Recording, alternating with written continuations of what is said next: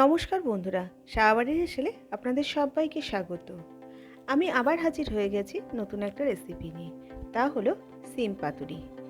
এটি গরম ভাতের সাথে খেতে কিন্তু অসাধারণ লাগে। শীতের দুপুরে গরম ভাতের সাথে এই সিম পাতুরি থাকলে আর কোনো কিচ্ছু লাগে না। তাহলে সময় নষ্ট না করে চলুন ভিডিওটা শুরু করা যাক। সিম পাতুরি করার জন্য এখানে আমি 500 সিম নিয়েছি। সিমটাকে ধুয়ে পরিষ্কার করে ঠিক এইভাবে টুকরো টুকরো করে কেটে নিয়েছি, আর সাইডের আঁশগুলোকেও ছাড়িয়ে নিয়েছি। এবারে কড়াইতে সর্ষের তেল দিয়ে দিয়েছি। এবার প্রথমে গ্যাসের ফ্লেমটা মিডিয়াম টু লোতে রেখে সিমগুলোকে ভেজে নেব।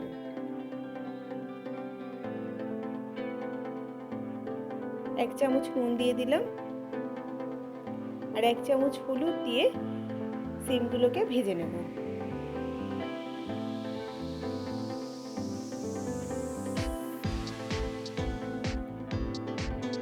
পাঁচ মিনিটের জন্য ঢাকা দিয়ে দিলাম।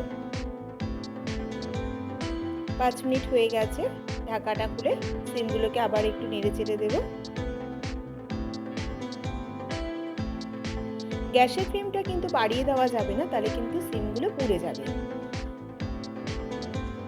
সিমগুলো ভেজে নেওয়া হয়ে গেছে। এবার সিমগুলোকে আমি তুলে নিচ্ছি।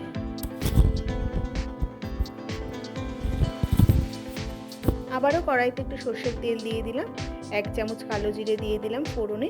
30 থেকে 40 সেকেন্ড ফোড়নটাকে একটু ভেজে নিয়ে সামান্য একটু জল দিয়ে দিলাম। এবার 1 চামচ হলুদ গুঁড়ো, 1 চামচ আদা লঙ্কা বাটা দিয়ে মশলাটাকে ভালো করে আগে কষিয়ে নিচ্ছি।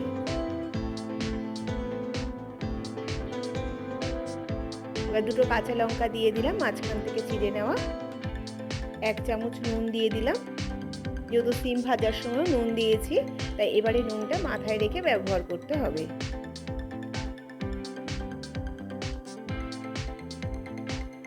মশলাটা আমার কষিয়ে নেওয়া হয়ে গেছে। এবার 1 বাটি নারকেল কোড়া এর মধ্যে দিয়ে দিলাম। নারকেল কোড়ানোটা দিকে দিয়েও 2 থেকে 3 মিনিট একটু ভালো করে কষিয়ে নিচ্ছি।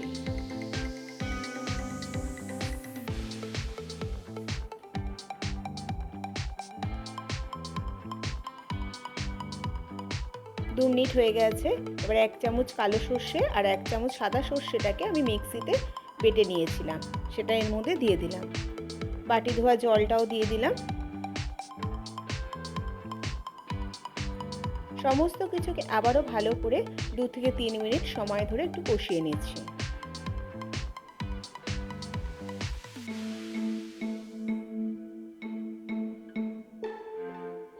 কষিয়ে নেওয়া হয়ে গেছে। যে সিমগুলো ভেজে রেখেছিলাম সেই সিমগুলো এর মধ্যে দিয়ে দিলাম। হাফ কাপ জল দিয়ে দিলাম। জলটা দিয়ে ভালো করে সিমগুলোকে মিশিয়ে নিচ্ছি।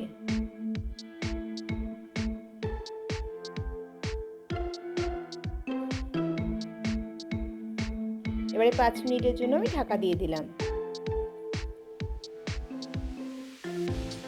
5 মিনিট হয়ে গেছে। ঢাকাটা খুলে আবারও সমস্ত কিছুকে ভালো করে মিশিয়ে নিচ্ছি।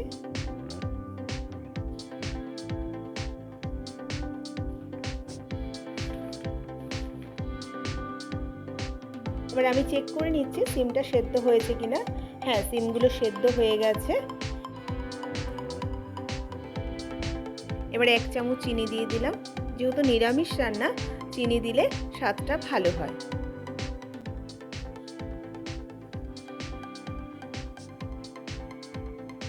আমার রান্নাটা সম্পূর্ণ রেডি হয়ে গেছে। এবার ওপর দিয়ে 2 চামচ সর্ষের তেল দিয়ে গ্যাসের ফ্লেমটা বন্ধ করে 5 মিনিটের জন্য স্ট্যান্ডিং টাইমে রেখে দেব। আমার এই রেসিপিটা কেমন লাগলো অবশ্যই কমেন্ট করে জানাবেন। ভালো লাগলে লাইক ও শেয়ার করবেন। আর চ্যানেলে নতুন বন্ধু হলে চ্যানেলটা সাবস্ক্রাইব করার অনুরোধ রইল। পাশে থাকা বেল আইকনটা ক্লিক করে দেবেন। আমি চ্যানেলে নতুন ভিডিও আপলোড করলে সবার আগে নোটিফিকেশন আপনাদের কাছে পৌঁছে যাবে। আজকে এই পর্যন্ত। আবার হাজির হয়ে যাব নতুন কোনো রেসিপি নিয়ে। ভালো থাকবেন, সুস্থ থাকবেন। ধন্যবাদ।